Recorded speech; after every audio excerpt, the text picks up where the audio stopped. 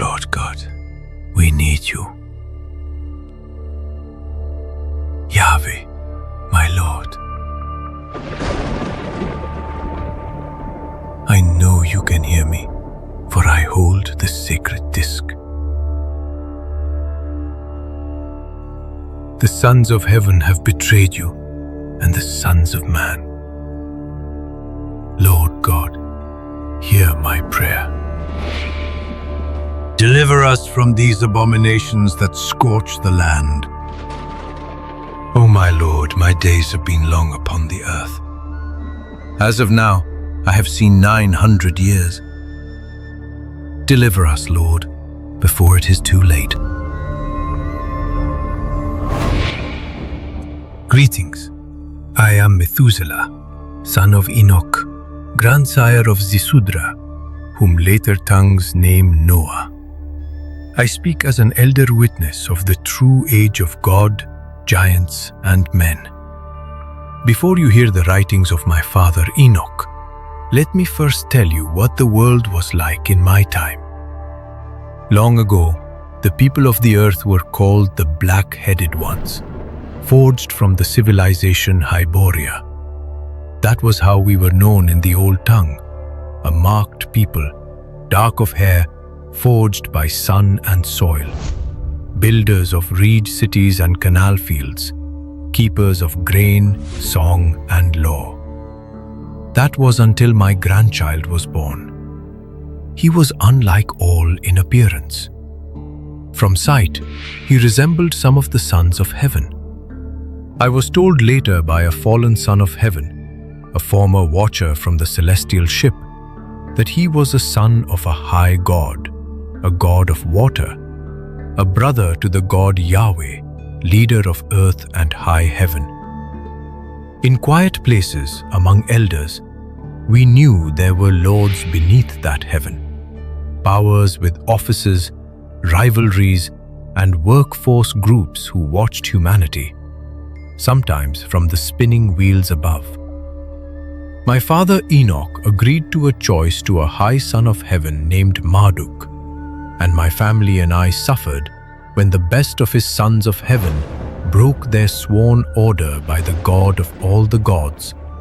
For in my time, there existed more than one. We called them Atlanteans. They called themselves Annunaki. And their story is your story.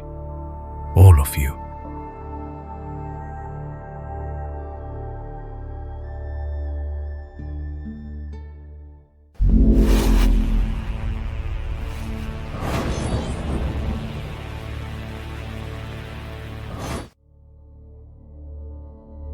Before the meadows filled with laughter and song, the earth was still young and raw. Tribes moved restlessly from river to river, hunting and gathering what they could. In those days, the Annunaki descended, bringing order where there was none. They raised cities out of mud and stone. They cut rivers into canals. They taught the plow and the measure of the stars.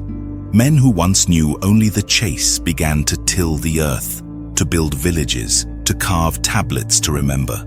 Temples crowned the hills, smoke from altars drifted skyward, and kingship was planted among mankind. Life began to bloom. Shepherds led their flocks across wide green valleys. Maidens carried jars to wells and sang as they drew water.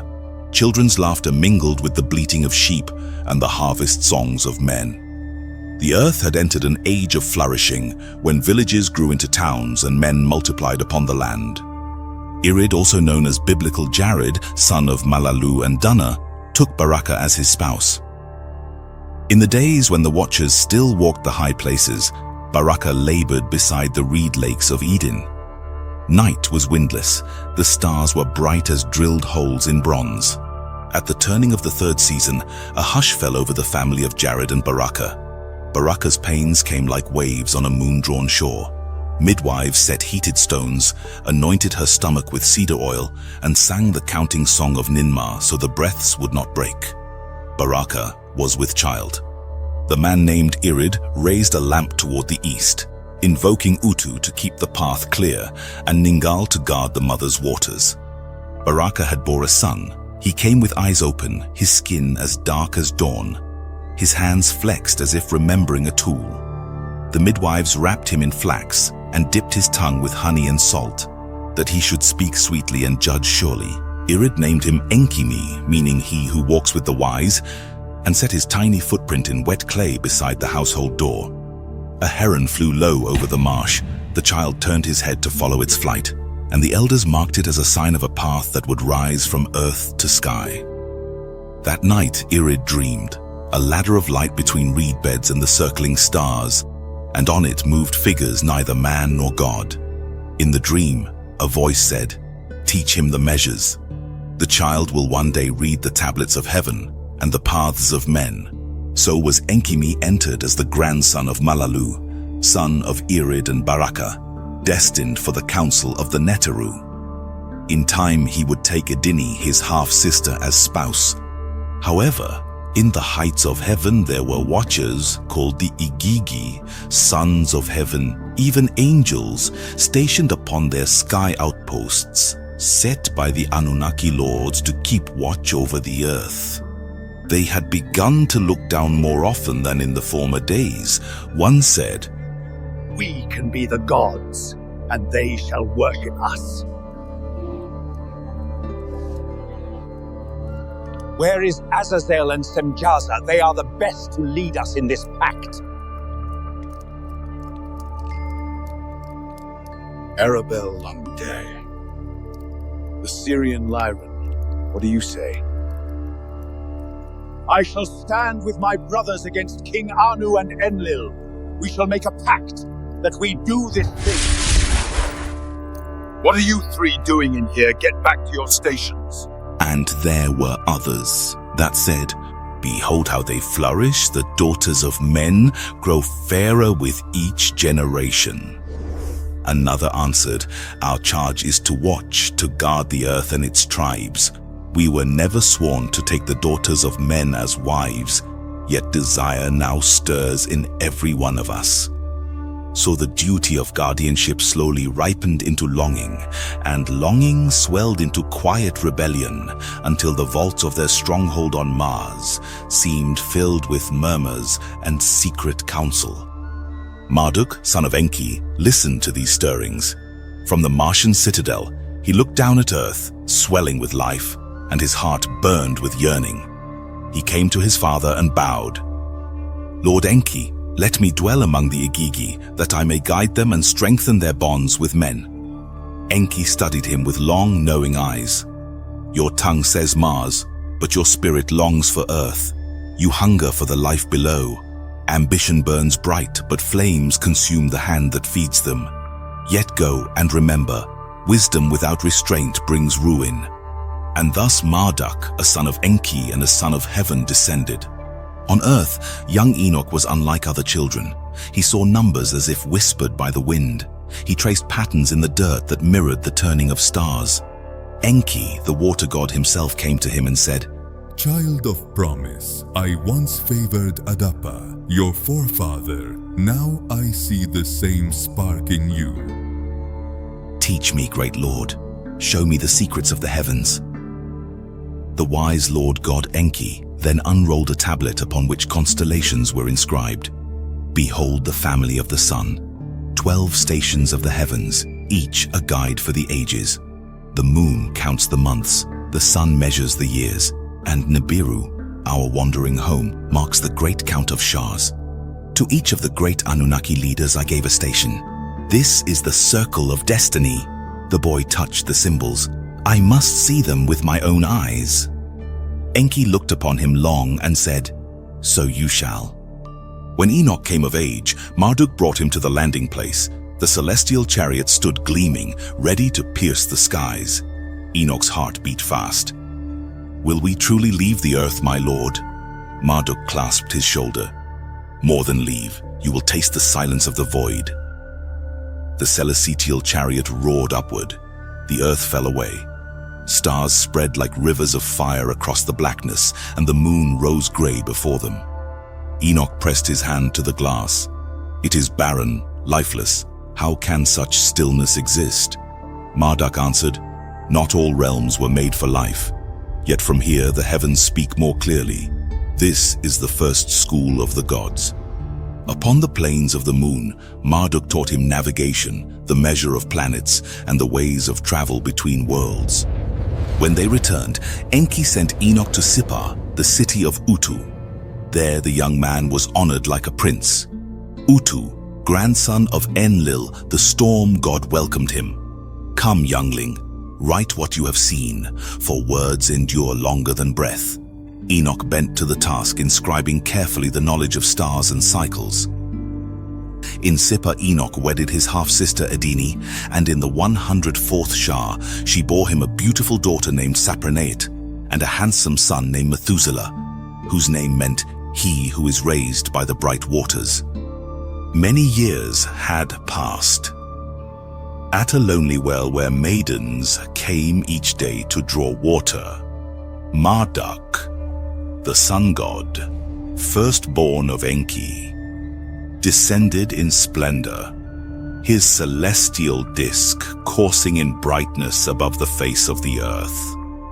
As his gaze followed the waters, he beheld her, Sapraneet, the daughter of Enoch, a vision of mortal beauty, bathing along the riverbank with her handmaidens. Her long dark hair cascaded over her bronze shoulders, her laughter like the ringing of temple bells. But it was not just her beauty that struck Marduk. It was something deeper, an aura of wisdom and grace that seemed to call to him, beckoning him to the earth below. His heart, which had known the weight of battle, the bitterness of betrayal, and the coldness of duty, suddenly burned with a longing he had never known. Determined to claim her as his wife, queen of the gods, goddess of pregnancy, Marduk sought his father, Enki, the god of water, and his grandfather, King Anu, of the high heavens. The Annunaki had always taken women as concubines, but marriage and union of human and Anunnaki sons of heaven was cosmically forbidden by the Emerald Order. To wed her is to forsake Nibiru, Enki warned. My birthright was already stolen from me, Marduk countered. Let me claim a new one here on earth. I will rule, but not alone. I will do so with my love, a human, as my wife. King Anu and the council of the Anunnaki deliberated for days. Some called it blasphemy, a dilution of their divine Anunnaki bloodline. Others warned that such a union could set a precedent, causing a rift between gods and men. But there were those who saw in Marduk a ruler who could unite both planets, who could bridge the divide between the heavens and the earth. At last, the decree was given. You may wed her, King Anu declared, but know this, the choice you make will alter the fate of gods and men alike. For now we still may masquerade as their creators, and they shall worship us still in return. Marduk, a prince from another realm, did not waver. The Anunnaki leaders summoned the human man Methuselah, the bride's brother, and spoke to him of Marduk's desire. Humbled and filled with joy, Methuselah bowed his head. So let it be, he replied. When Enlil heard of their decision, fierce anger seized him. That the father should lie with an earthling is one thing, he said. For this son to take an earthling as his wife is another matter entirely. Marduk returned to Sapraneet and her father Enoch, and knelt before both them, offering not only his love, but his otherworldly kingdom, his war, his destiny. She placed her hand in his, sealing their fate, and thus beneath the eternal stars the god and the woman became one, ushering in an age where the divine and the mortal would no longer stand apart, but together. On the planet Mars, also known as Lamhu, the talk had simmered for shahs in the hush between duty shifts. An Anunnaki will marry an Adamite woman? The Anunnaki watchers or angels of God leaned over viewing river lights stitch across the canals of earth and the city of Eridu, the first city, just because his grandfather is king. They whispered the same question until it rubbed smooth. Why should Prince Marduk have what us men are denied? We are also our own gods as well, not just sons of heaven. Why should silence be our only heir? Why should the children of Enki and Enlil get everything on this world and us nothing? On ferry transits between orbits and air, they had seen the daughters of Adam, women with straight backs and quick eyes who laughed with their teeth showing, and the sight had settled in their bones. Let us each choose a human wife at Marduk's wedding and beget children. At Earth's landing site, watchers from the heavens and envoys out of Mars gathered for a great wedding. A human woman joined to a son of heaven and Annunaki. Before the rites began, an Annunaki watcher stepped forward and set his service stone onto the plated altar, saying the thing everyone else kept behind their teeth. He would go alone quiet if he had to. He would take the punishment if it came. The deck of watchers answered with a low, vibrating thud. One stone, then another, laid down beside his. The oath built through the hangar like rising heat, plain, binding, and past the point of recall. The place where they bound themselves, vowing to defy the high gods of Nibiru and claim rule through lineage on earth, was Mount Hermon, the mountain of oath and curse. In the evening, the first city of Eridu opened its gates to celebration of the union of human and Anunnaki. The canals held torchlight like hammered copper. The beautiful descendant of Adapa, the young human Sarpanit, walked with her veil thrown back and did not blink when the priest named the vows. Marduk stood beneath a disc of gold nailed to the sky by a cedar pole. The couple had their vows and blessings in the Nibiruan traditions. All 200 watchers and sons of heaven who took oaths against the Anunnaki leader gods came in waves, leaving their stations and descending from the rust-lit halls of Mars to the blue-rimmed Earth. 1/3 of their number remained at their posts above the red world, but 200 broke from the ranks and fell through the firmament like ordered rain. Night fell over Eridu, and the recession of the ceremonies had begun. Food, drink, women, gold, it was all for the taking.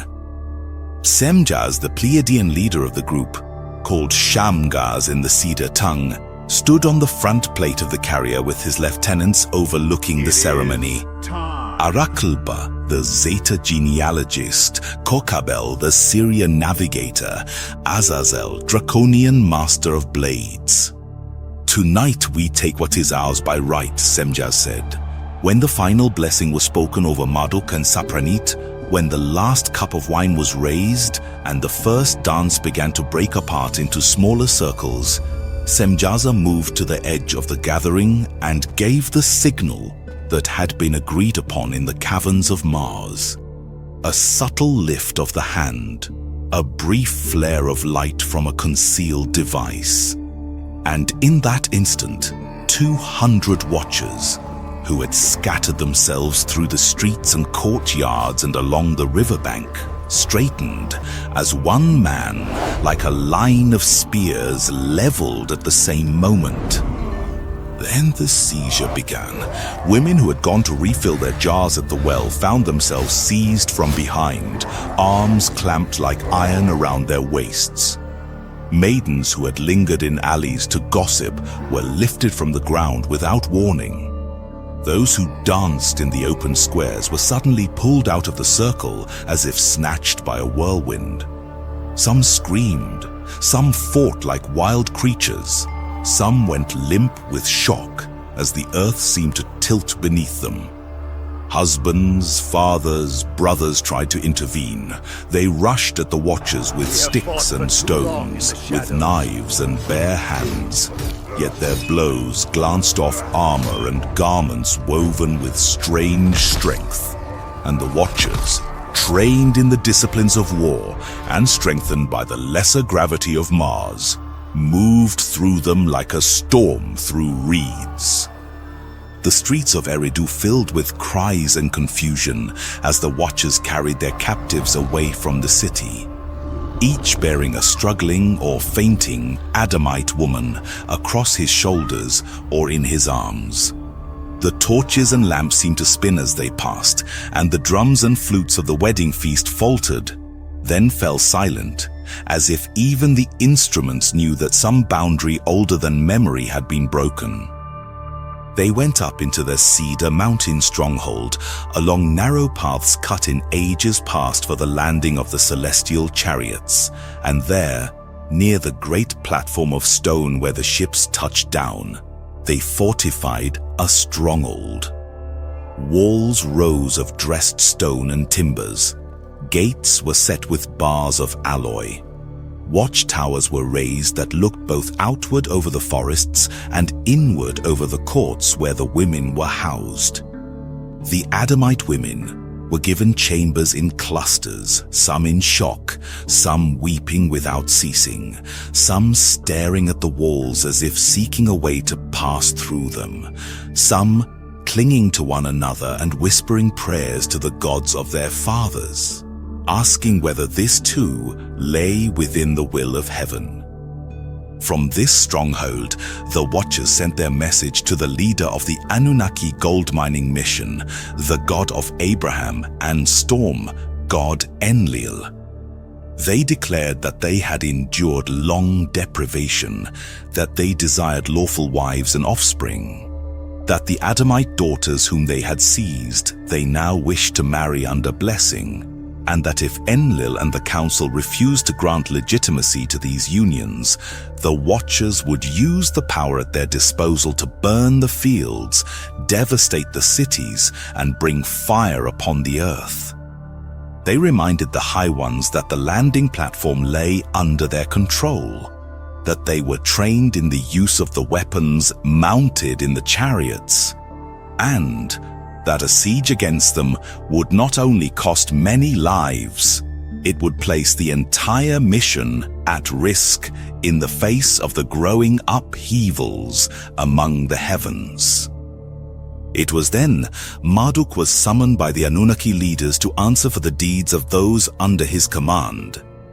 He stood before Enlil, his uncle, and Enki, his father, with Ninhursag, his aunt, listening in as well. You are summoned, Marduk. The deeds of those under your charge stand before this council. Speak.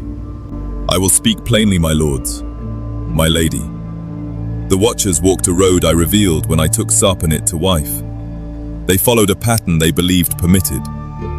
I knew nothing of their hidden oaths and pact. No secret of what would have occurred at our wedding reached my ear. Threat from the Cedar Heights is real. My Watchers are pressed to the edge. I know the cost of transgression. I know how swiftly boundaries fail once crossed. This matter has gone beyond a single command, my son. My sorrow rests with the daughters of Adam, Marduk. They were taken from tents, taken from fathers and mothers. The grief of the earthlings echoes through the soil itself. If restraint averts a greater ruin, is it wise for my beloved princess and aunt? My advisor Salas has assured me their bitter path may still serve life. Pride has risen. There should be punishment to the leaders. The sacred mission stands wounded, and now this matter exceeds us. Let us call on our Father and Lord, King Anu. I have listened to every word, my children, and I do not take any of it lightly. Much has been argued in council about the Igiji's transgressions, and many have called for judgment. Yet hear this decision. There will be no punishment at this time. A new and advanced people now live in Atlantis, and we must not invite war over what can still be contained with order and restraint. Some fires, once lit, do not choose what they consume. So the Watchers will remain at their posts and complete the duties sworn to them. They will not abandon their charge, and they will not be provoked into further disorder. When their work is finished and their term is fulfilled, they will be released from their obligation and allowed to return in peace to the man systems they choose. Or be punished for disobeying our command. No, restraint for the time being. If the stations upon Mars remain kept, if the gold of the depths continues to rise, then the Watchers may take wives, under law. No house shall be shattered for desire. Every union shall be spoken openly and set in record before witnesses. If thou join thyself to a woman, thou shalt cover her with honor, provision, and protection. She shall not be cast aside. Ninurta, the warrior angel son of Enlil, held his counsel. In his heart, he trusted not the word of his cousin Marduk, convinced the scheme had been his design from the beginning. He spoke no accusation, though the thought weighed upon him like iron. Enlil alone was unmoved. He said that their pride and sacred mission had been abandoned. They still gave the final word to King of all kings, Anu.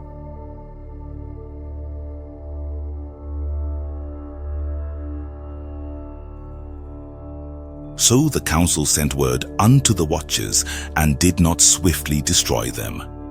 The unions in the cedar stronghold were suffered to continue for a time, though they were never sweet to Enlil's heart, nor wholly at rest in Enki's.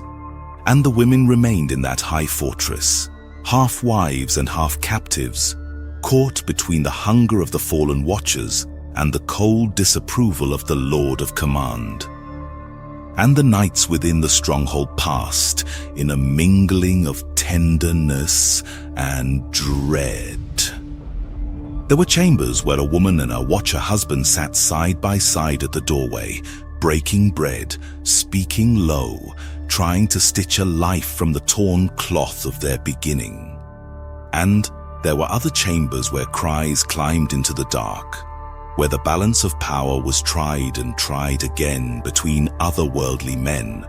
Some of these off-world men had no form or were formless. There were day screams fell from the skies of fallen men who dared to rescue the women from the stronghold.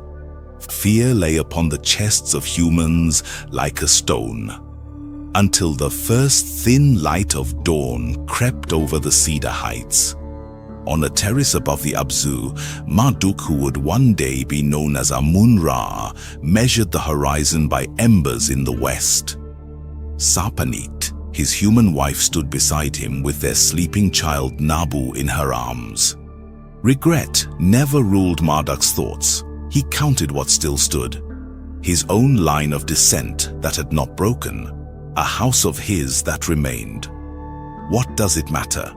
Sapanit judged that the debt must be paid in steady coin, just laws, full granaries, and truth spoken in open light. High in Cedar Heights, Semjaz, one of the leaders of the fallen angel pact, kept a dusk watch on the parapet. Behind him, Arakulba moved through lists of names. Kokabel refined patrol routes across his slate. Azazel honed a blade he planned to keep sheathed. And Ezekiel noted the clear sky and the first star. The watchers or fallen sons of heaven sat in their strongholds proud of their accomplishments. The Prince Marduk governed his river cities. Between them lay roads guarded by human men who had learned caution in speech and patience in judgment. For a span of years, strengthened by oaths and restrained by consequences, the world held together.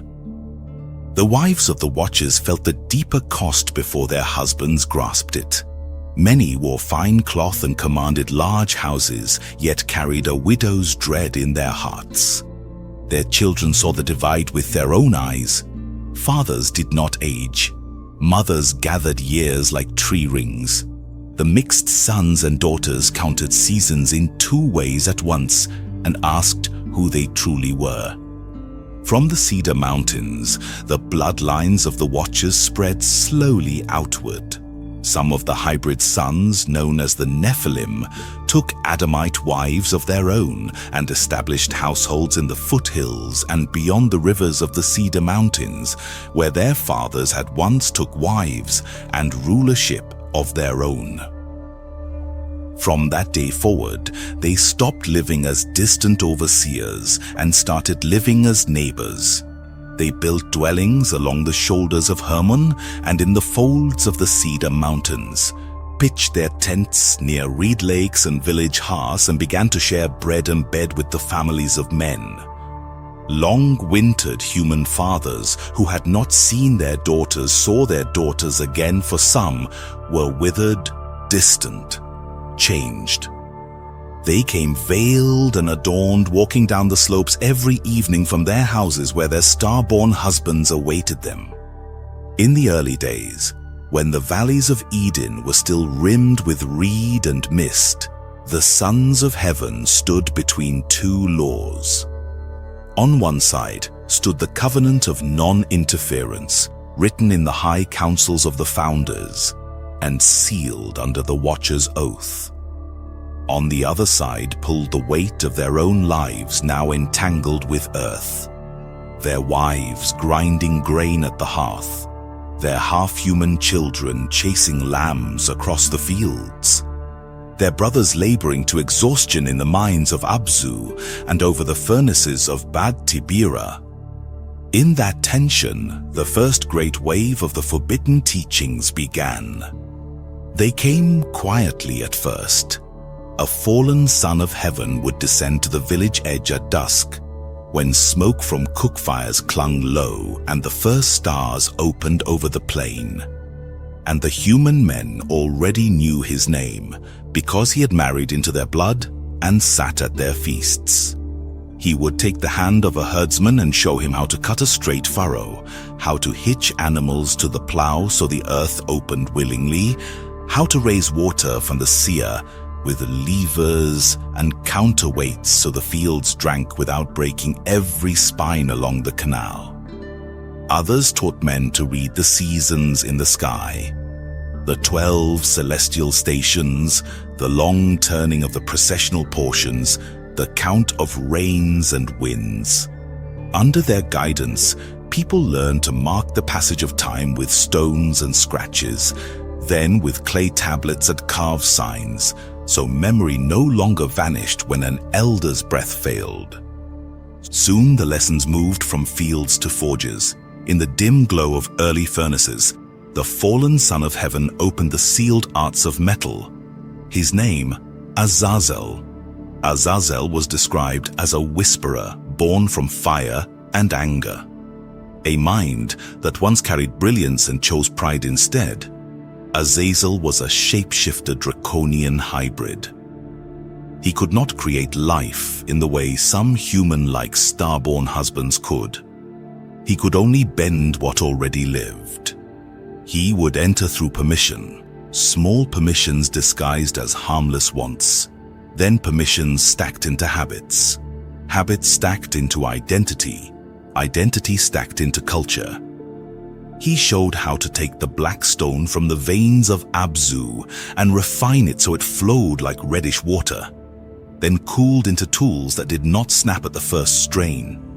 Copper rose from the fires, then bronze.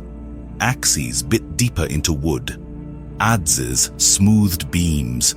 Plows turned soil with a cleaner bite. From those same fires, a darker craft emerged as he shared patterns carried from star fleets and fortress off-worlds. Blades lengthened and sharpened. Spearheads took barbs. Helmets were hammered to cradle the skull. And shield bosses swelled like coiled serpents. Skills originally meant for celestial armories and planetary defense seeded the art of war on Earth, and the smith's house became a place where harvest and slaughter took shape side by side. Under another fallen son of heaven, his name Barakijal, women learned the art of makeup that ceased to be enchantment and became a silent language written on skin. The women began to adorn themselves.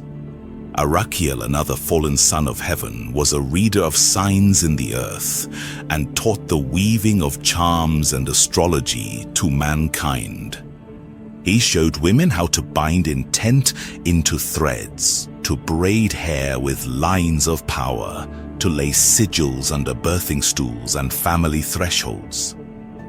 What he meant as knowledge of earth and season became glamours, curses, and hidden workings passed from mother to daughter. Ezekiel, Watcher of Clouds, taught incantations and weathercraft, words that bent wind and mood, whispers that tugged at the unseen currents drifting between people. Under him, witchcraft blossomed in the hills and reed villages. Candles were carved with names. Ash was mixed with herbs to mark foreheads. Jealousy and hope both found new tools. Soon, men walked with runed blades at their sides, and women walked with spell-painted faces that gleamed beneath temple firelight. Homes, altars, and even cradles took on secret markings. Some workings healed. Others invited lower dimensional forces like an open door left swinging in a storm. Their instruction did not end at the edge of the anvil or witchcraft. Certain watchers opened the book of the body itself.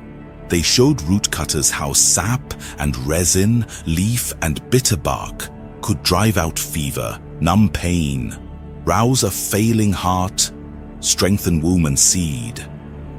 Under their eyes, healers learned to combine herbs with measured heat, clean water, and prayer that aligned with stellar currents, raising the craft of medicine to something their ancestors would not have recognized. Other fallen angel watchers crossed an unseen line and poured out arts that reshaped desire. Civilization surged forward, its cities rising higher, its knowledge growing sharper. Yet the heart of humanity withered at the same pace. Enoch walked through the bustling marketplaces, his ears filled with the whispers of mothers, anxious and frightened, who spoke of their sons joining violent brotherhoods, their hearts darkened by the teachings they had received. He passed shrines, once places of worship and prayer, now stained with blood and twisted into altars of power. The voices of city leaders rang in his ears, speaking of order and peace, while behind closed doors they paid for the very violence they condemned. He watched as the world called wickedness necessary, as the truth was buried beneath the weight of lies, and as the innocent were made to suffer for the sins of those who ruled.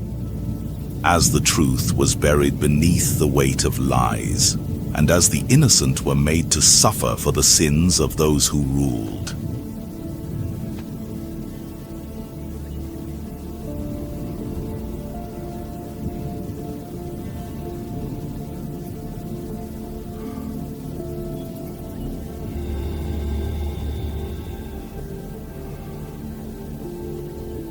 I am Methuselah, son of Enoch. You must leave. I am bound to no mortal obligation, for I am bewildered. You must depart from this place. My house standeth here, and my wife and little ones sleep beneath its roof. I shall not suffer dread to linger at my threshold. I seek not thy hearth, nor the blood of thy kin. I seek only solace from all, O son of Adam. If thou art lost, then seek thy kind beyond the hills. Trouble not the tents of men. Thy stature alone bringeth fear. Fear followeth me as a hound. Wherever I wander, men take up spear and stone. Yet I have lifted no hand against them.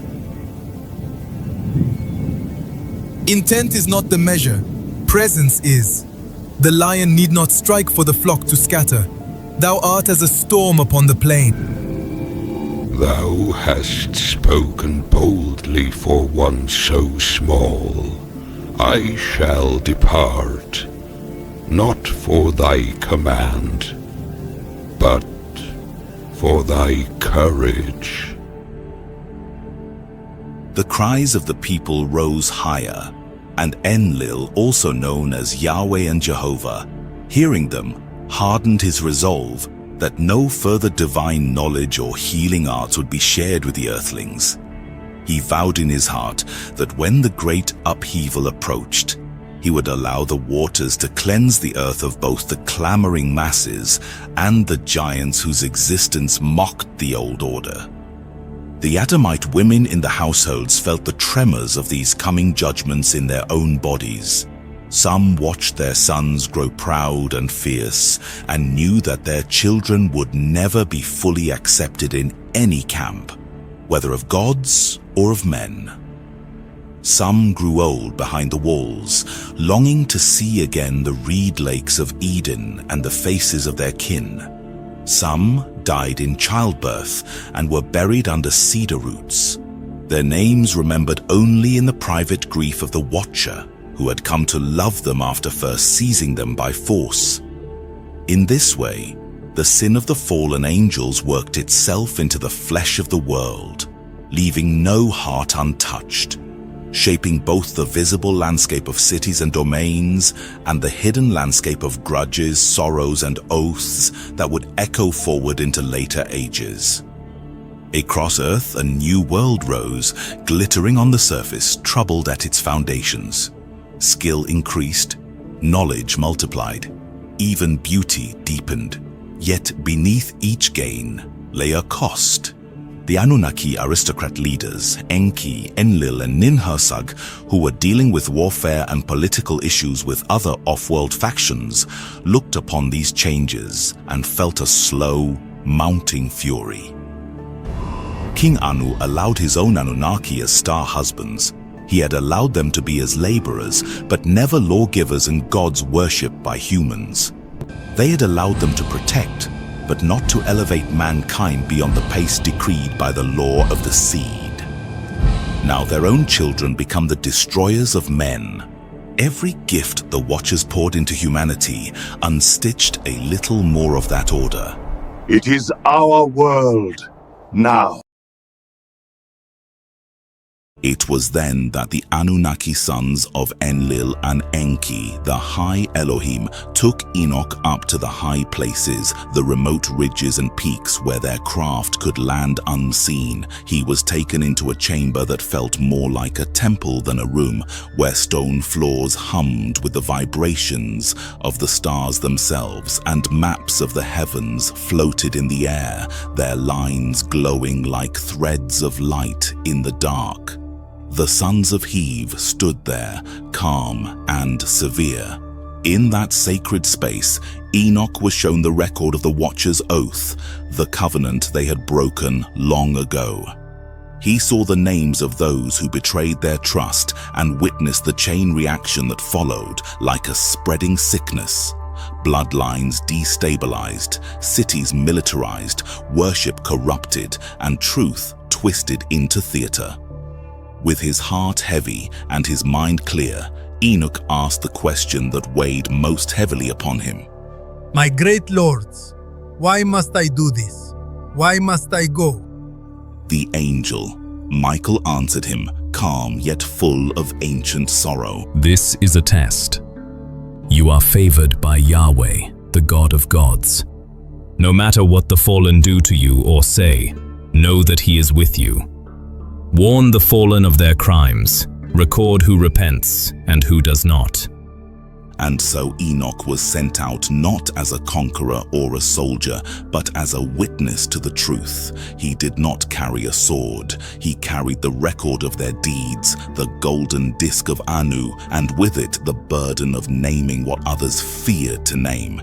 His first step was to face the leaders of the fallen Watchers directly, standing before them as a mere human, small and vulnerable, with no armor and no title. He called them by their true names and recited the oath they had sworn in shadows. Some laughed and waved him off as a fool. Others threatened him, voices honed sharp by pride and anger, yet a few fell quiet, as if a buried conscience had finally stirred after ages of sleep. Semjaza answered, Enoch, blessed human of Anu, Yahweh and the Council cannot risk another war between the houses of Atlantis. Nibiru is dying. We have taken wives and have bared children who will rule this earth. Through their lines, we shall live through them forever. His words carried the weight of old claims, spoken like truths that had never needed permission. Enoch didn't flinch. You crossed the boundary you knew well. You taught what you were forbidden to teach. You took what you were forbidden to take. You turned steward into hunger, so says King Anu. The other fallen watchers argued with the oldest excuses: love, destiny, progress, and freedom, yet Enoch answered in plain speech that left no room to hide. They spread stories that Enoch was mad, jealous, or possessed. They paid scribes to twist his words until truth sounded like blasphemy, leaned on priests to denounce him, and pressed human leaders to threaten him as a disturber of order. Yet Enoch, resolute, kept walking. He entered cities where hybrid-blooded warlords ruled and saw the poor paying the price for the feasts of the rich, watched courts of law pretend to serve justice while secretly serving power of the fallen, and witnessed parents teaching their children the ways of necromancy and death. Through it all, Enoch wrote it down, recording the sins of a world lost to its own pride. In that hour, Ninurta, known in later epochs as Michael, the right-hand angel and iron scourge of the fallen, returned from the far side of the ancient Americas and yellow lands of Asia, where he had cultivated a new people from the line of Cain. Upon his return to the Black Lands, he carried the weight of final judgment for 200 fallen sons of heaven, bringing the law of Yahweh. He met the Watchers in the air they had claimed as their stage and challenged them over Enlil. When they rose over cities to display themselves as gods, he answered them with decree. The battles became a dreadful ritual repeated across the world's horizon, a fallen watcher attempting to prove divinity, an angel answering with judgment, the heavens flashing like hammered metal under a forge, while below Enoch remained what he had been sent to be. No conqueror, no executioner, but the witness who kept the record steady as the age tried to silence him and the storm of consequence finally gathered overhead. So, later ages would remember the night false gods met the edge of law. Azazel, who had spread the secrets of forging blades and bending beauty into a weapon, received the harshest personal judgment. He would be bound hand and foot, cast into a desolate chasm in the wilderness of Dudael, covered with stones and darkness until the final day of judgment, when he would pass from pit into fire. His teachings had poisoned the earth's ways. The weight of that corruption would rest on his name. Ishkur, a son of Enlil, also known as Gabriel, was sent against the hybrid offspring, the Nephilim, and the violent lines that followed the fallen angels. Their end would not come through age, rather through strife, as they turned their strength against each other until their numbers failed. The hope of long royal dynasties among them would collapse in a single generation. Ninurta charged Semjaza and the rest of the Watchers who had broken their oath. They would live long enough to see their eldest sons die violently and their households shattered. Then they themselves would be bound in the depths of the earth for 70 generations, held for the final, unending judgment in the end days. There would be no open door, no return to the heights. The corruption they had brought upon humankind would be scrubbed away, so righteousness could take root again. Families at peace, long lives without terror, fields heavy with grain, vines and olive trees pouring out abundance, and the earth cleansed of the filth of oppression and godlessness. Enoch, during this time of upheaval of the fallen leaders, began to have visions from his abode. In his earliest visions, Enoch received visions of the realm who judged them. In one vision, the clouds carried him. Mist wrapped him. Stars and lightning drove him onward, and winds drew him into heaven. He approached a towering crystal wall ringed with fire tongues, stepped through fear into a crystal house with crystal floor and foundations. Its roof, like a storm-bright sky, filled with lightning and fiery cherubim. Fire surrounded it, and its doors burned. Inside, heat like flame and cold like ice stood side by side. Dread filled the space. He saw a second house greater than the first, with an open flaming gate, a floor like a flowing river of fire, and a blazing vault above. At its center rose a throne like translucent crystal, wheels shining like the sun, surrounded by cherubim and streams of living fire. Upon that throne sat the great glory, robed brighter than the sun and whiter than snow. Even angels could not behold his face directly. Thousands upon thousands stood before him, and he required no counselor. The holiest attendant remained at his side without rest. Enoch lay trembling until a holy one lifted him and brought him closer.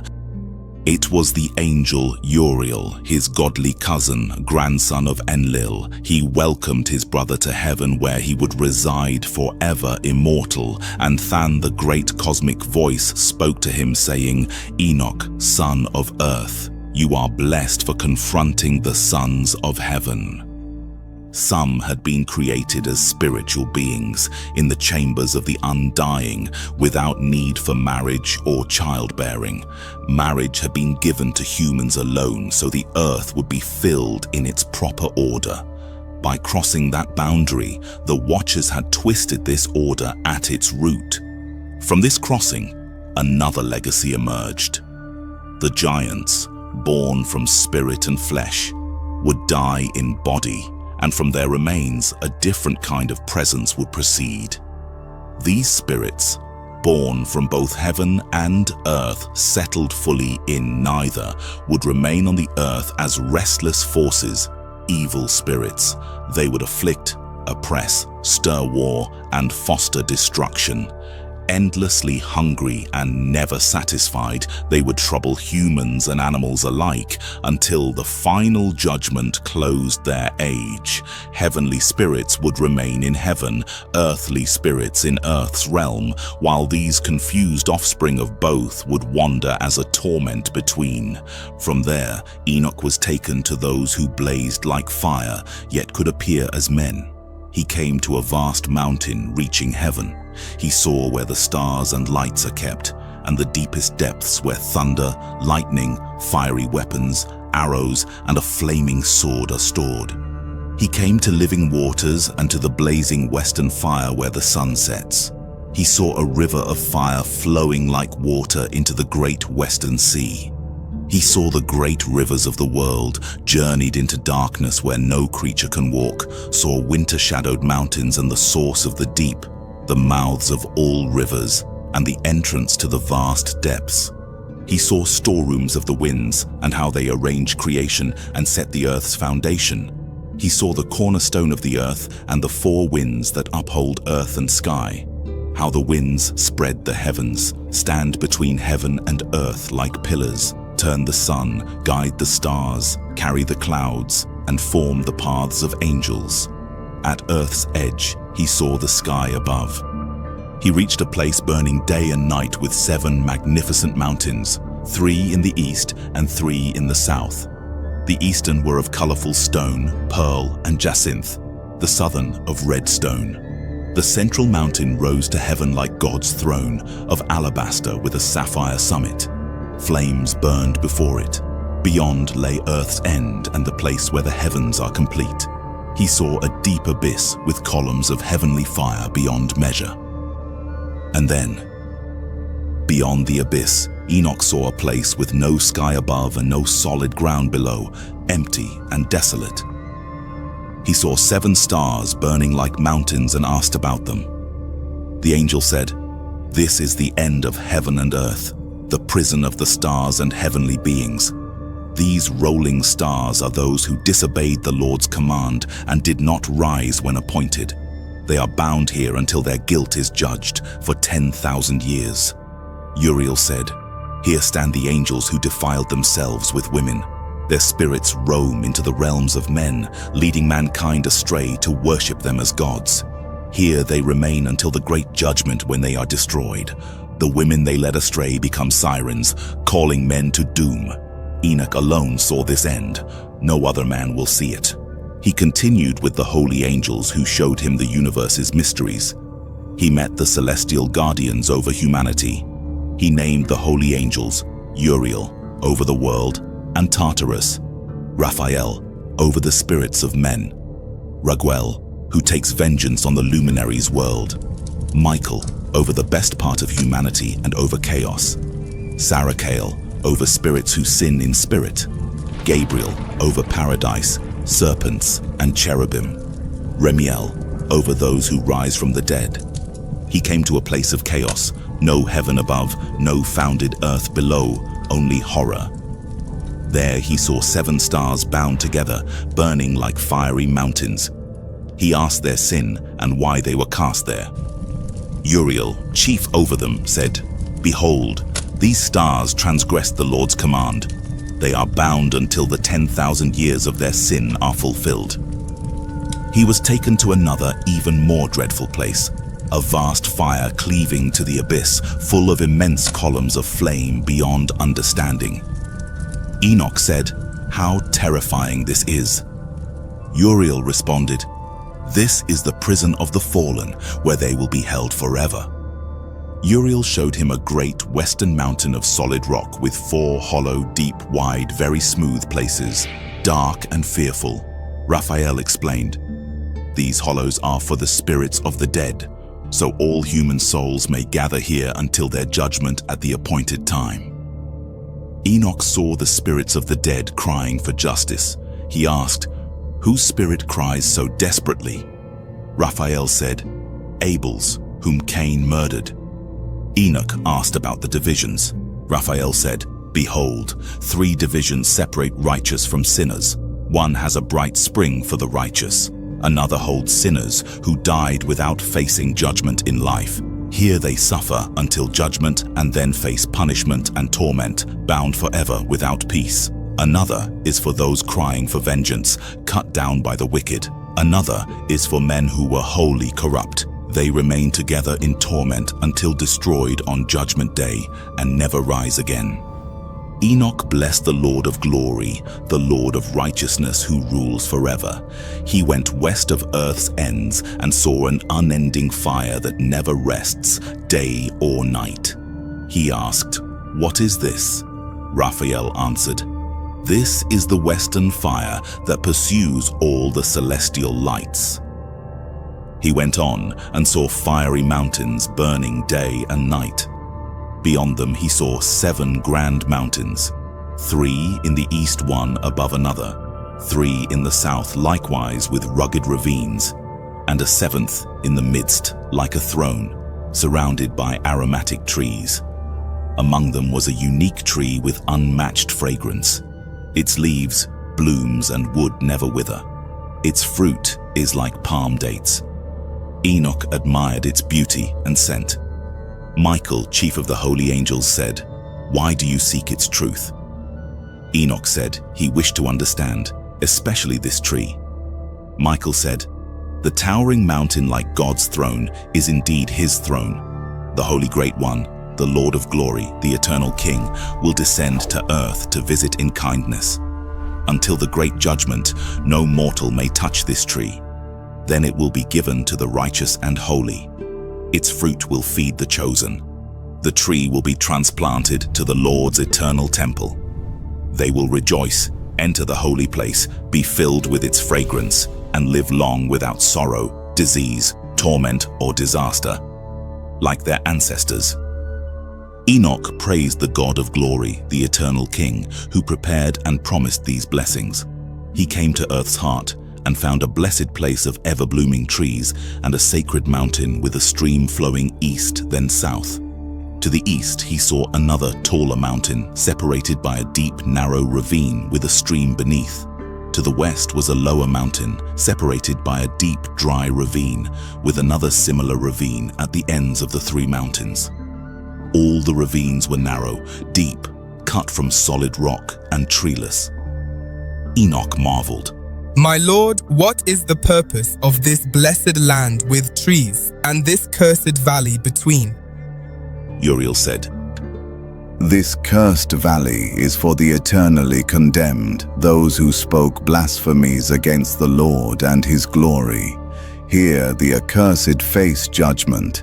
In the end times the righteous will see this judgment. The merciful will bless the Lord of glory, the eternal King, and on that day will praise his mercy that determined their fate.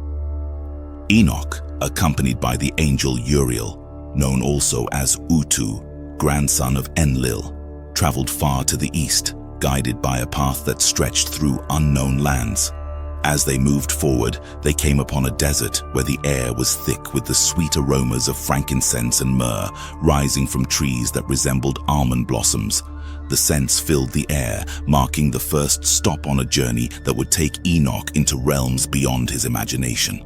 As they pressed on, they reached a valley of water where trees stood with fragrant mastic, their smell filling the air like the richest perfume. Along the valley, Enoch saw cinnamon trees, and farther east still, he found mountains where groves of Serrara and galvanum trees grew, their nectar sweetening the very air they breathed. As he moved forward, he passed the angel Zotiel, whose presence was a silent marker of his passage, and then, at the farthest edge of the earth, Enoch reached the Garden of Righteousness, a place of unimaginable beauty. Within the garden, Enoch saw the Tree of Wisdom, a towering presence as tall as a fir with leaves like carob and fruit like clusters of grapes. Its fragrance reached out, sweeping over the entire garden. Uriel, his guide, spoke softly. This is the Tree of Wisdom. Your forefather and mother ate from it long ago and gained knowledge. Their eyes were opened and they were expelled from the garden. Enoch marveled at the tree, its allure overwhelming. He knew that this place, this tree, held the answers to questions unspoken, a reminder of the ancient wisdom that had shaped the very foundation of human existence. His journey continued, taking him beyond the garden to the farthest edges of the earth. There he saw majestic beasts and birds, each one unique in form, beauty, and song. But it was to the east, where the heavens met the earth, that Enoch saw the true marvels, the portals of heaven opening wide. From these portals, stars emerged, and Uriel showed Enoch how to count each one, naming them and recording their paths, positions, and the times they rose and set. The stars, each with its own purpose, followed a divine order that Enoch could scarcely comprehend. As he traveled farther, Enoch reached the northern edge of the earth where he saw 3 sky portals releasing winds, cold winds, hail, frost, snow, and rain. One portal brought gentle winds, while the others carried harsh storms that would sweep across the land, causing suffering. Each time Enoch witnessed these wonders, he praised the Lord of Glory for the magnificent works he had created. His journey was not just a physical one, but a spiritual awakening. The portals, the winds, the stars, they all spoke of a divine plan, one that Enoch was only beginning to understand. Enoch then journeyed to the farthest reaches of heaven, where he saw a vision of the future.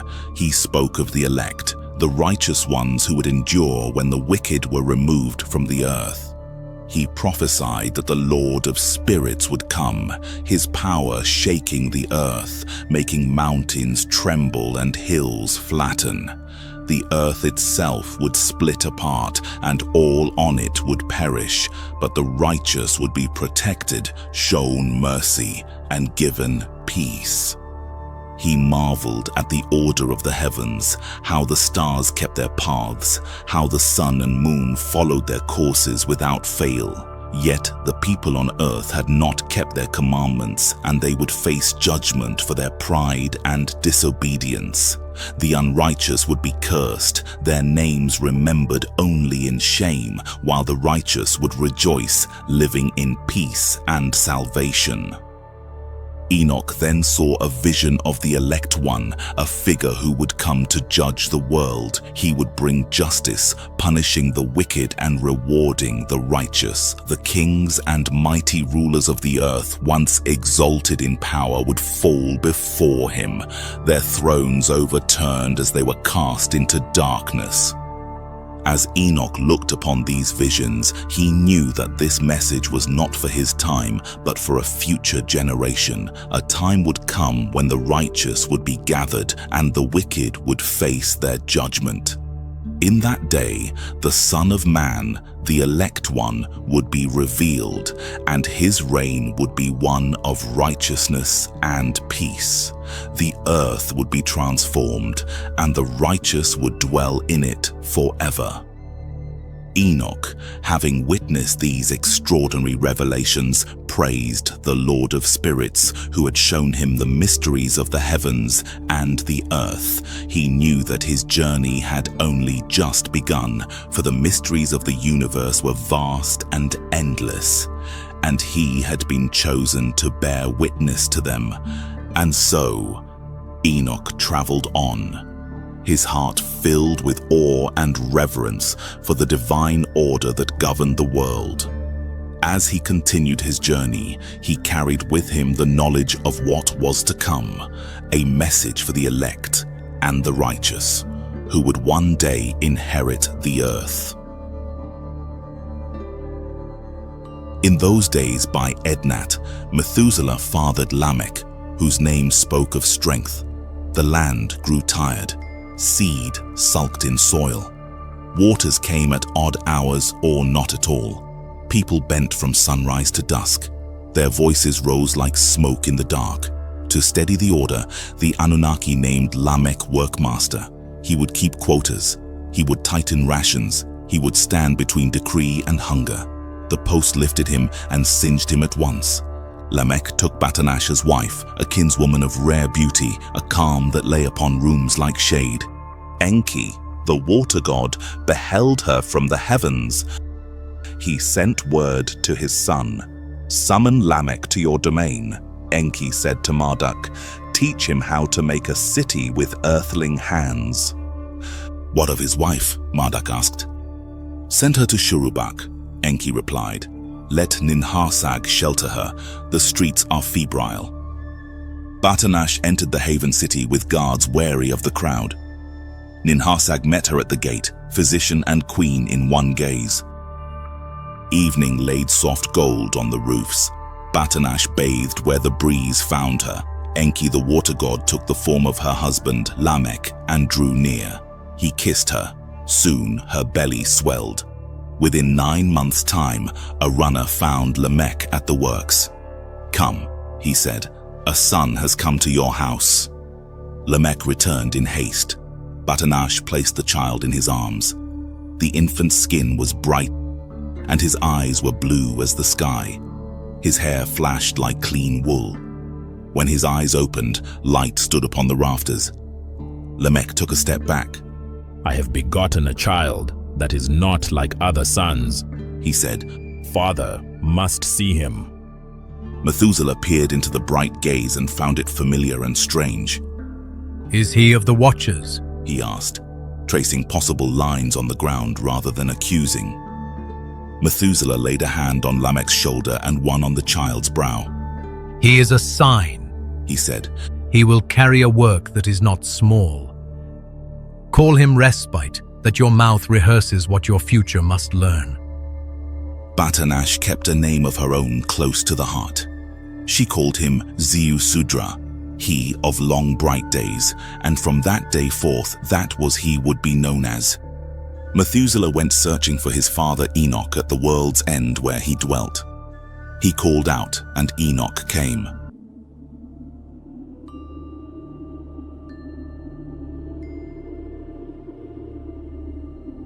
Father, the house is uneasy.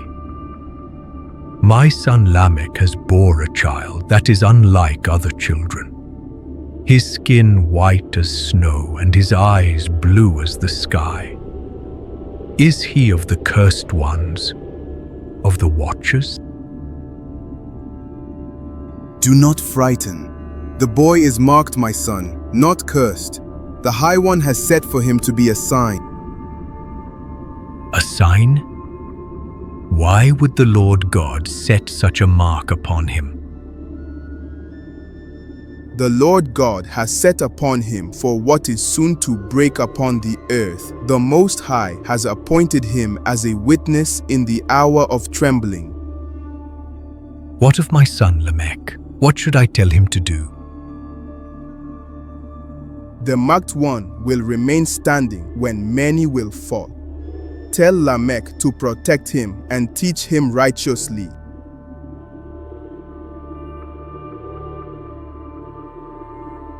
When Enoch was taken into the high places, many seasons passed upon the earth. In those days, his grandson, the young Methuselah, whom later ages would name Noah, was brought before Princess Ninharsag of Nibiru and set within the precincts of Shurubak to be raised. She gave him gentleness, yet did not spare him from the shaping of discipline. I will keep watch over him, Ninharsag said to Batanash. He shall learn the binding of wounds and the reading of the sky.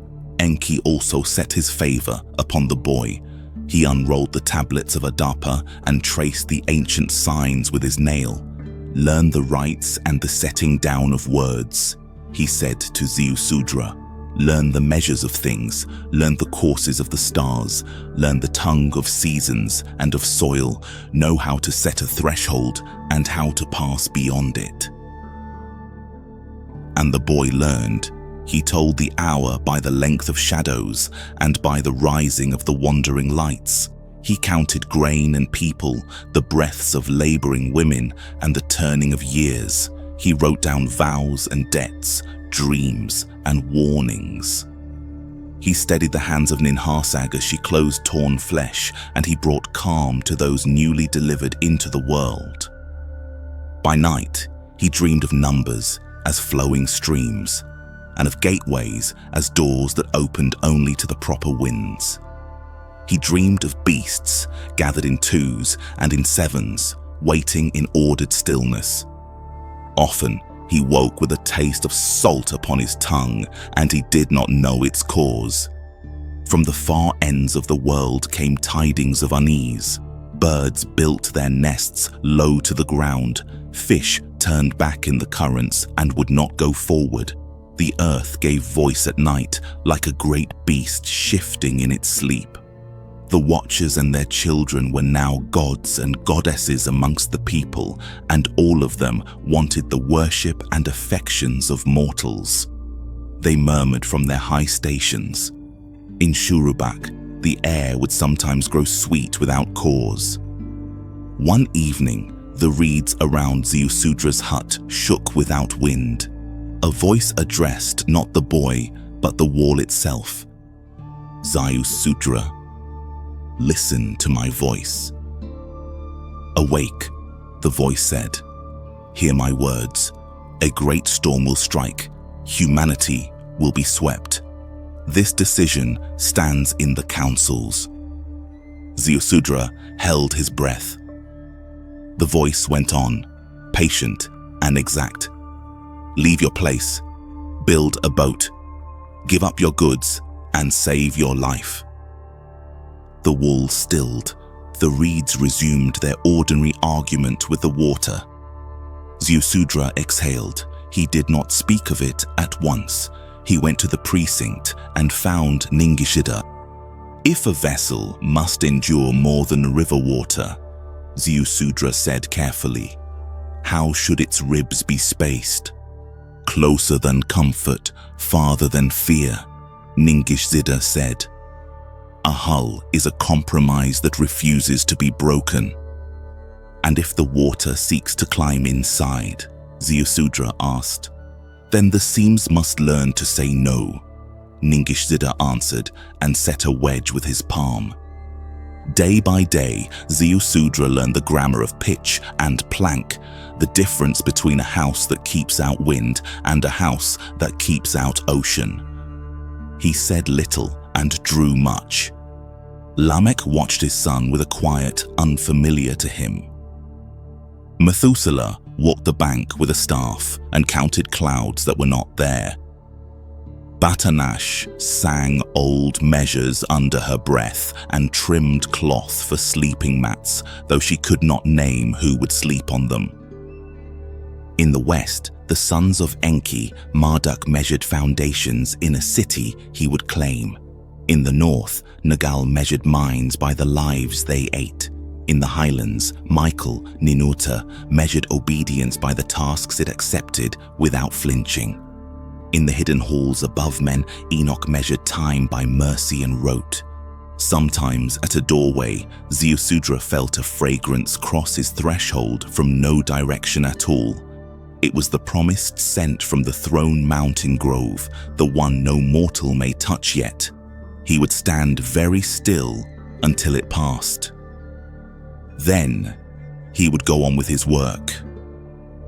Enoch's first journey had shown the throne-like height, the forbidden fruit, the ravine appointed for blasphemy, the lawful gates of the winds, the garden where wisdom waits for humility. His vision warned of a descent of the Holy Great One, of mountains made low, of judgment that burns and peace that abides. His writing hinged all of it to days that must not claim surprise.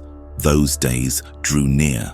Trumpets that were not metal and alarms that were not bells were already learning the shape of their sound. And sometimes, when Shurubak slept and the reeds stopped talking and even the river watched itself, Ziusudra would dream the boat finished, steady on a plain that reflected the sky, and he would wake with a calm that felt borrowed from a future that had already forgiven him. The elders kept the tablets under cloth. The cloth stayed dry even when the air did not. Enoch sat among star fields that did not tire and transcribed fresh decrees in a court where words weighed what they said. They named him Witness. They called him Metatron. He served as bridge, his memory braided with men and with those who instruct men, his lineage a road for messages that must make it through storms. Shurubak's mornings became careful. The city learned to pack, to tie, to gather twice. Lamech's hand, practiced at quota and ration, began to practice letting go. Methuselah smiled in a way that made young men uneasy and old men brave. Batanash folded blankets by the 100 and did not count them as loss. The fragrance from the far grove came more often. It was not for them yet. It visited anyway. It said without words that the eternal keeps track. It said that judgment and mercy are not rivals. It said that after long days of water and longer nights of waiting, there is a place where the fruit does not fail and the years do not bite, and the righteous breathe with no weight on their chests. And in the east, over the 7th mountain that looks like a throne, light arranged itself with more intention each dawn, as if rehearsing the day when a foot will rest there and the world will finally learn how to stand. In the 110th Shah, Ziusudra, called Noah by others, took Emzara as wife, and in due course they had 3 sons. He kept his household in order, tilled his plots, set aside seed, and offered thanks at the proper moon.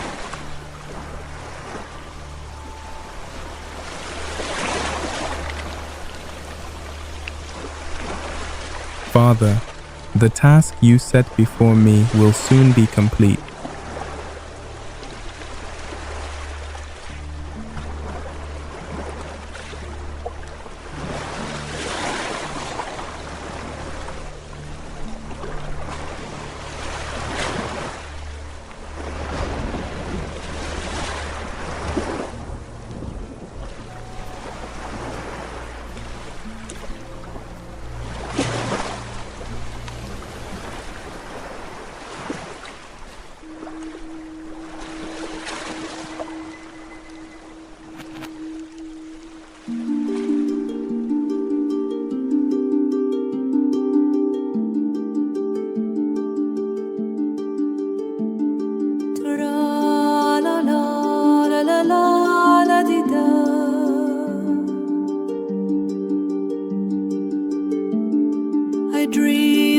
goddess in a strange foreign land, a place where she captured souls of all the boys and men.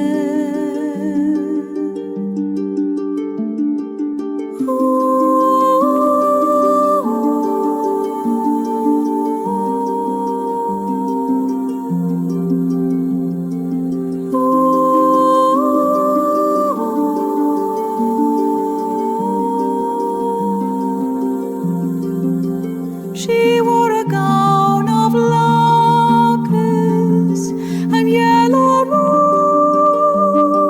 roses. It was so tra-la-la and so la-di-da.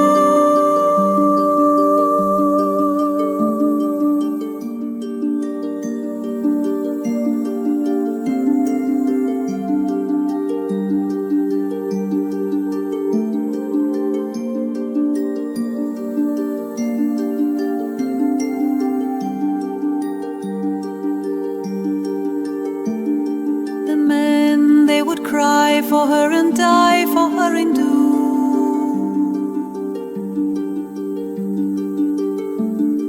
a giving of her to them sweet till the serpent turned cruel.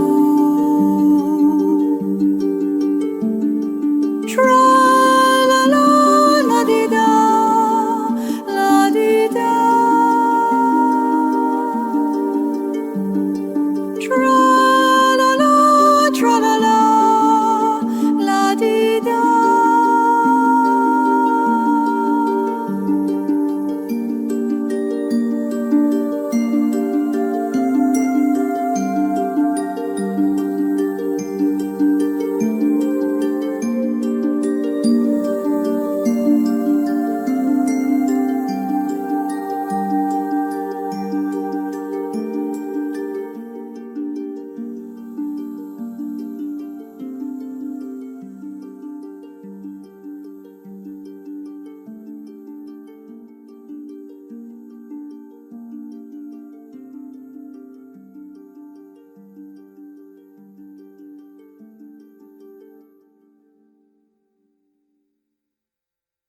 And so, as the house of Noah grew, the earth declined. Winters bit colder, rains failed, barley heads stunted and bowed. Lambs were few. Plagues moved through the settlements and left cook fires cold. The great ones gathered in council. Ninhursag spoke first, hands steady over a clay tablet. Teach healing, clean water, boiling stones, herbs to break fever, let suffering ease. Enlil's gaze did not soften. Forbid it. The noise of mankind grows. Restraint is needed. Enki studied the wax map of canals. Then canals, ponds and channels. Weirs for fish when grain fails. Famine will relent. This also I forbid. Enlil said, discipline returns through scarcity. Ziusudra heard only fragments of such decrees, yet hunger made him bold. He walked the reed-lined track to Eridu and stood outside Enki's house. Lord, he called, voice rough from dust, hear me, my city starves, my people are sick, guide me. Behind a woven screen, Enki sat in silence. He looked at the courtyard where water dripped from a lion-headed spout, then back to the decree sealed with Enlil's mark. I am bound by decree, he said at last. I will not speak further. The words weighed like a closed gate. The Annunaki felt the tightening too. Rations shrank. Seasons shifted on Earth and on Lahmu. On Nibiru, savants watched the heavens and read what men could not. Sunspots multiply, one reported, tapping dark blots on a polished disc. Flares surge. Keisha's path wobbles, another traced a trembling arc. The belt of stones is tugged. From the white south, Ereshkigal's courier brought a strip of hammered gold with cut runes. The ice groans.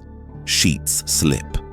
From the western haven, Ninurta sent measures stamped with his seal. Deep quakes rise from below.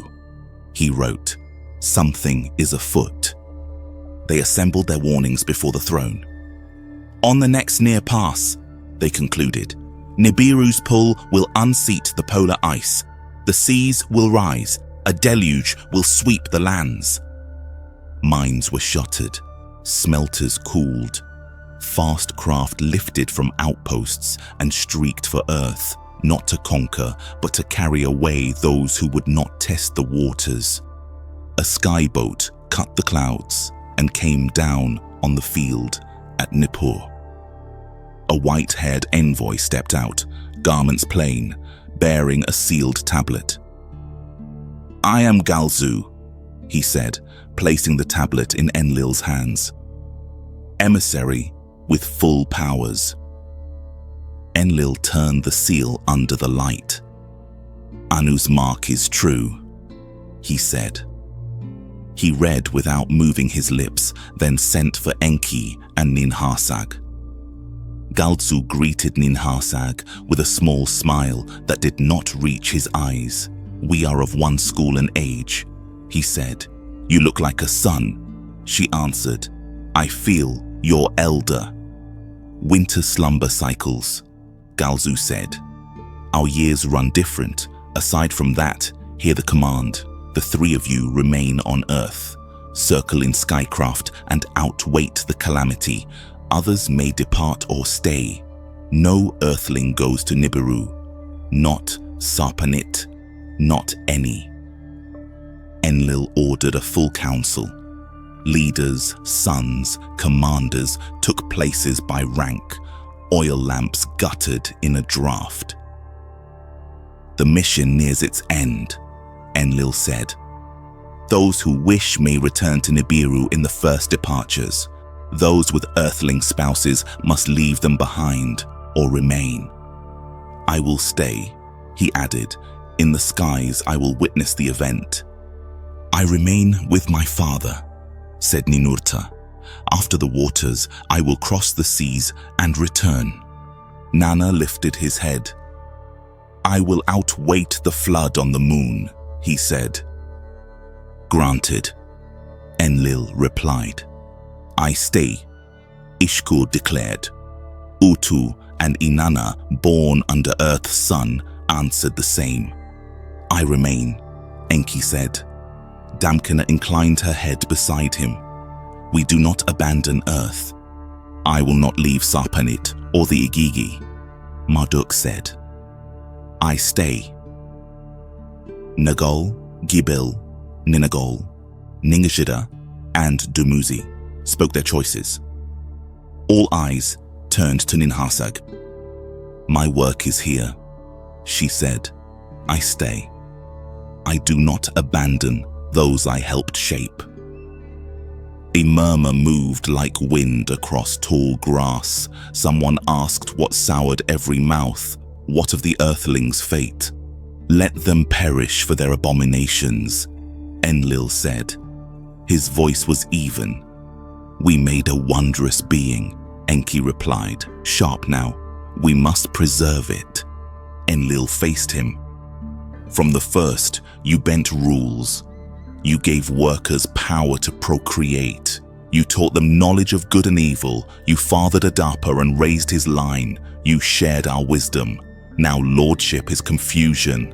Enough." He lifted his hand. "The calamity is written by the heavens. Let it come. Let no one warn mankind. Swear it." Ninurta stepped forward first and swore. Enlil's adherents followed in order. Nergal, though of Enki's house, gave assent. Ninhursag's lips trembled as she whispered the words, fingers pressed white against her palm. Marduk spoke low. "When the Igigi leave their wives, panic will spread. What then?" "The king and council require it," Enlil said, eyes on Enki. "Bind yourself." "To what effect?" Enki answered. "I cannot stop the waters. I cannot save multitudes. Bind me to this. Let all say the choice is yours. Let the burden rest on you." He turned and left with Marduk. Enlil issued orders as if striking iron. He split those who would leave from those who would stay. He assigned craft, crews, staging grounds. Departures from Sippar began at dawn. The sky roared until speech was useless. Those left on the ground watched in a silence that hardened into resolve. Marduk gathered the Igigi with human spouses at the landing field. Sarpanit stood beside him, veil thrown back, eyes steady. "Two paths," he told them. "Come with us to Lamu and wait the flood there, or scatter to high mountains on earth. Find havens above the waters. Choose cleanly." While others held in upper air, Enki and Ninhursag moved with the speed of those who will not waste an hour. "In Shurubak, I will assemble the women," Ninhursag told her aides. "We preserve over, healthy, marked, paired. In the Abzu, I ready the house of life," Enki told Ningishzida. "We preserve seed, sort, label, store."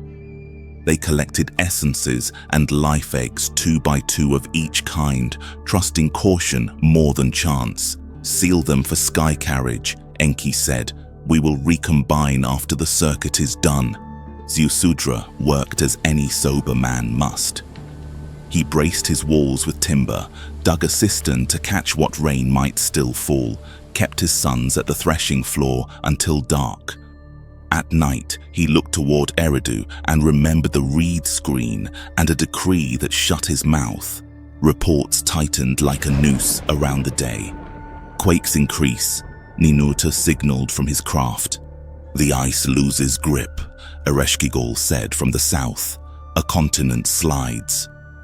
Ziusudra stood in his doorway and felt a breath off the river colder than the hour called for.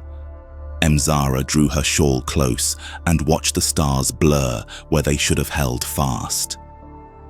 Emzara bartered linens for iron and smiled at women who guessed but did not speak. Ninhursag sent a sealed packet with a midwife. "For Emzara," the midwife said. Inside lay dried herbs for calm, a needle of bone, a small jar of salve, and a line in Ninhursag's hand. "When the time comes, breathe steadily. I will be with you on the wind."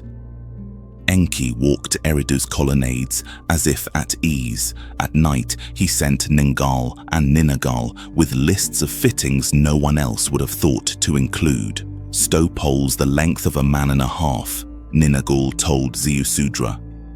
"When waters push from the side, brace the ribs." He showed the use of an oar, not to thrust forward, but to keep the nose into the worst of it. "If you cannot outrun it, face it. A bow that does not stare its trouble will be caught sideways and turned into a question it cannot answer." "Who steers?" Ziusudra asked. "I do," Ninagal said simply. The sons learned to lash. Emzara counted jars and bound skins for water. Neighbors mocked the rising ribs. "The river is not a sea," one said. "Your granary will be a joke when the sky clears." Ziusudra kept his hands moving and did not answer. In the house of life the collection grew. Clay jars were marked and sealed. Reed caskets were bound with waxed cord. Ningishzida sketched arrays on wet boards, then erased them and sketched again until the balance pleased him. 2 by 2 for endurance, he murmured. 7 by 7 for offering and restart. Messages from the heights came closer together. The white land calves, whole shelves, Ereshkigal sent. The sea lifts to meet them. Ninurta, faults unlock like old doors. Utu from the sky disk, tides strike before wind agitates them. The moon speaks in Pul alone. In Nippur, Galzu read the sky with eyes that did not tire. He wrote a single line to Enki and sent it without seal. Remember the law above law. At twilight, Enlil stood upon a terrace and watched the last of the outbound craft slide into a slot of light and be gone. He did not move for a long time. When he spoke, there was no one to hear him. "Let it be written," he said to the empty air, and turned away. The day came like any day and was not like any day. Wind arrived early and did not leave. The river thickened with a mood. Birds nested low and then lower and then nowhere. Dogs paced without lying down. In fields beyond the city, cattle turned their heads together to face a horizon that held nothing visible. Ziusudra and Emzara stood before the boat. Its sides were black with pitch, its seams neat, its interior smelling of cedar and resolve. "Is there time?" Emzara asked. "There is work," Ziusudra said. "Time is not ours." Ninagal brought a sky compass and a chest of tools bound in leather. He rolled his shoulders the way a man does who has flown often and slept seldom. "We cast off with the first wave," he said. "Not the largest. The first. If we wait for greatness, we lose the lane." "Lane?" one son asked. "Waters take roads you cannot see," Ninagal said. "We will learn them as we go. Do not argue against the current that owns the day." They loaded. Jars groaned into their places. Reed caskets slipped into racks. Tethers were checked and checked again. Emzara tucked the bone needle and Ninharsag's line into a cloth bundle. Ziusudra slid Enoch's tablets, wrapped in oiled hide, into a cedar coffer and bound it beneath the main bench.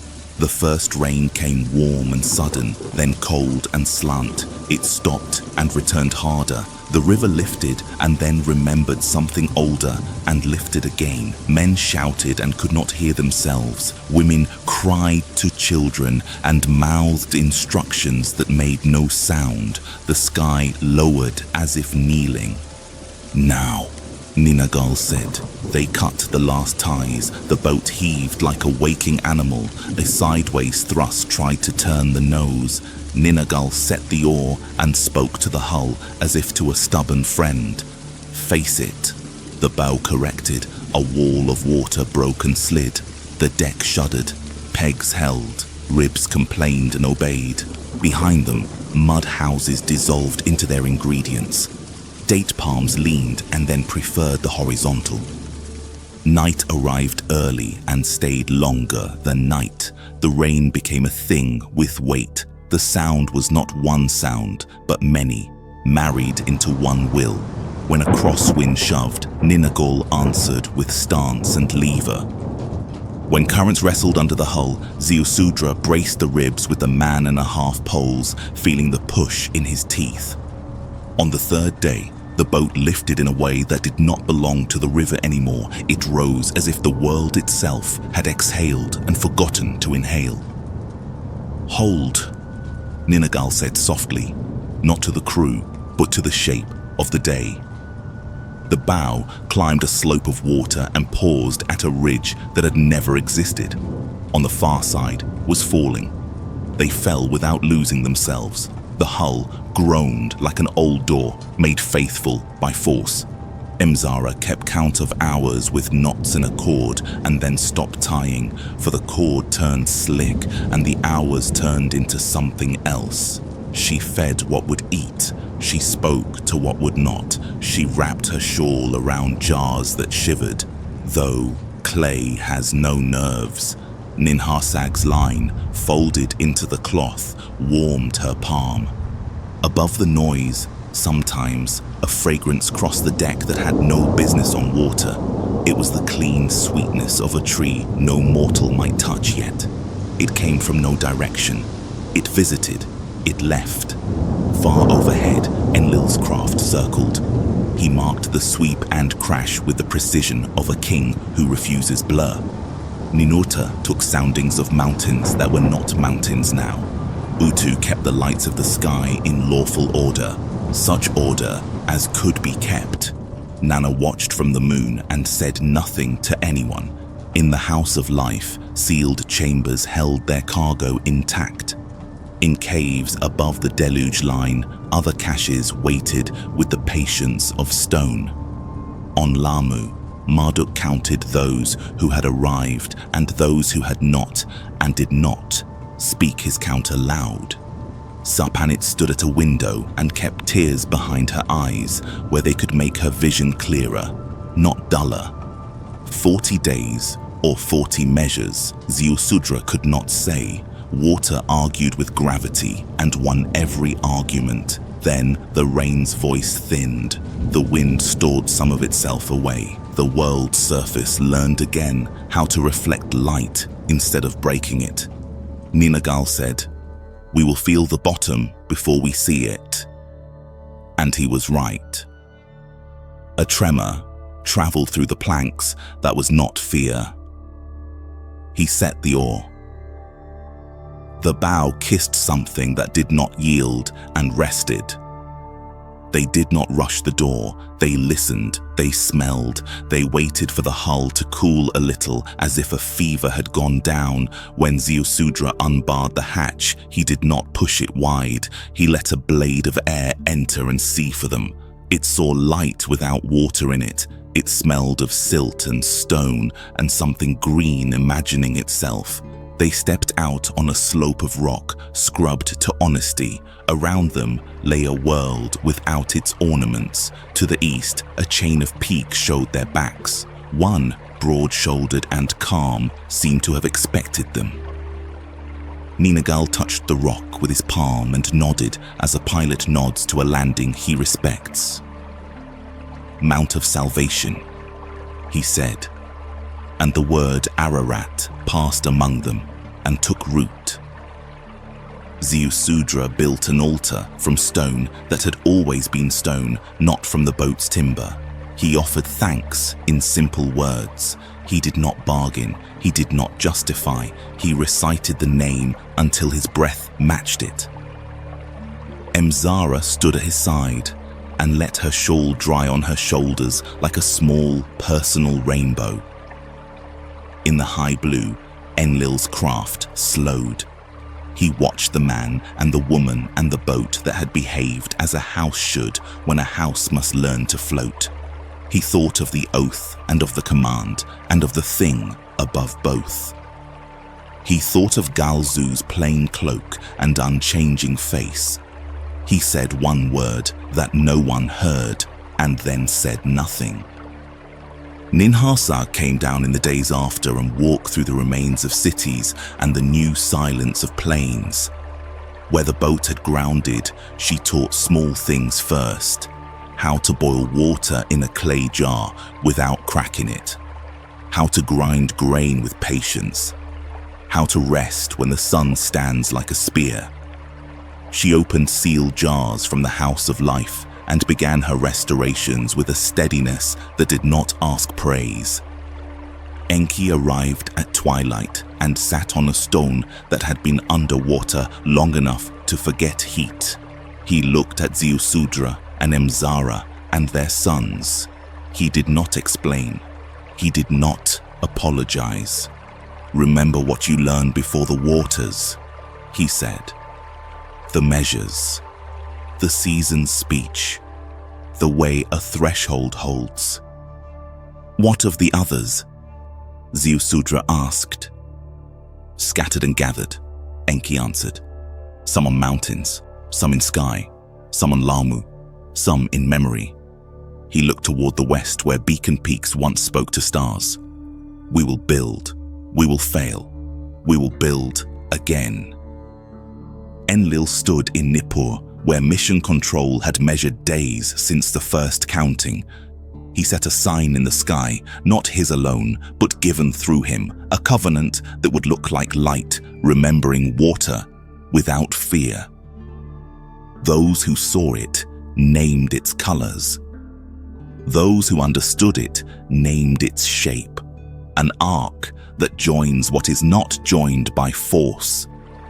Ziusudra carved on stone what had been carved on tablets, what Enoch had written when words were plentiful and time was cheap.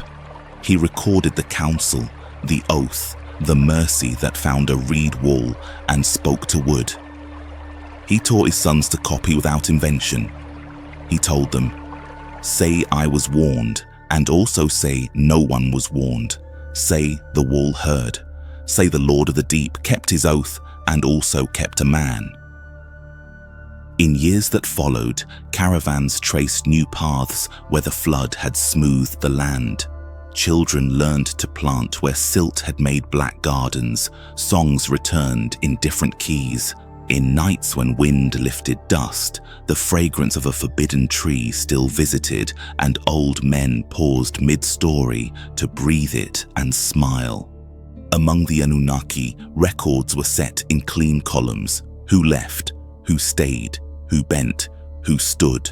Galzu's name sat on a single line that would not blur. He came when needed and did not age, and when asked from which house he hailed, he answered with a riddle only a covenant could solve.